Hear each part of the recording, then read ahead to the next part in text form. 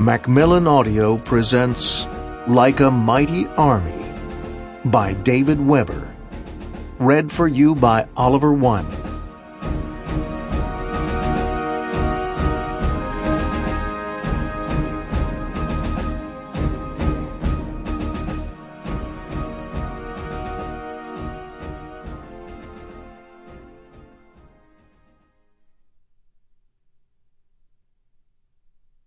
Prologue. "So that's about it," Norman Bates murmured, sitting back in his favorite chair and gazing at the neatly printed pages in his hand. He no longer required the cumbersome interface of the written word. As a virtual personality residing in his own pocket universe, he was quite capable of interfacing directly with the artificial intelligence known as Owl, but he'd found he preferred the comforting hominess of the way he'd processed information when he was alive. Yes, the slender, black-haired, sapphire-eyed individual sitting across the stone table from him agreed. He, or perhaps she, the jury was still out on that issue, was Norman's only regular visitor here on the terrace looking out over the sparkling waters of Eraser Bay. "I believe I could access the locked files, but my analysis suggests a probability on the order of 83% that the effort would activate internal security protocols. In that eventuality, the probability that I might extract at least some usable information before complete data dump would approach 60%, although the amount of data which might be recovered is impossible to estimate. The probability that the files themselves would be destroyed exceeds 97%, however. The probability that security protocols would reconfigure the key's molecular circuitry, rendering any future examination useless, exceeds 99%.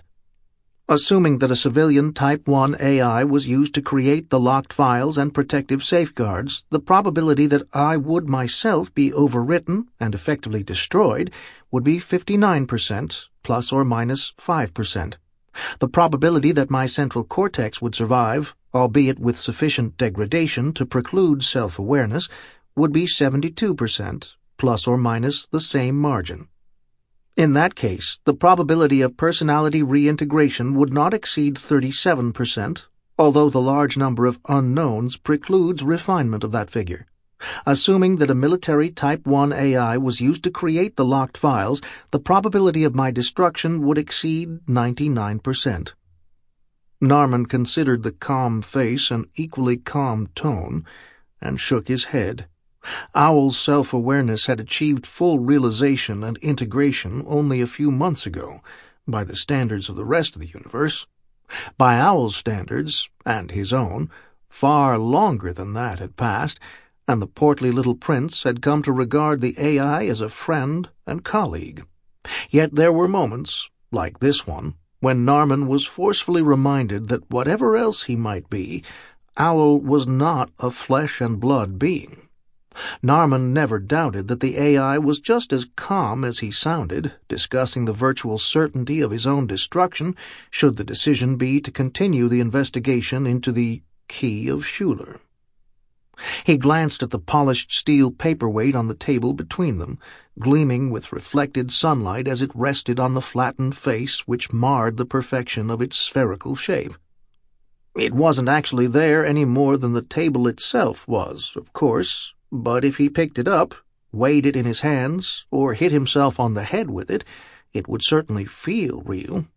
And there was a part of him which would very much have preferred to throw the actual key into the deep waters of the real Eraser Bay as a permanent gift to its fishy inhabitants. Which, unfortunately, would be as futile as it is impossible, he reflected. "While the erasure of the key and its contents would be unfortunate," he said out loud, "I imagine we could survive the loss. I feel fairly confident the rest of the inner circle would agree with me that losing you would be rather more inconvenient, Owl, on a personal as well as a professional basis." "I confess that I do not find that particular probability projection pleasant," Owl acknowledged. "I'm relieved to hear it." Norman's tone was dry, and Sample complete. Ready to continue?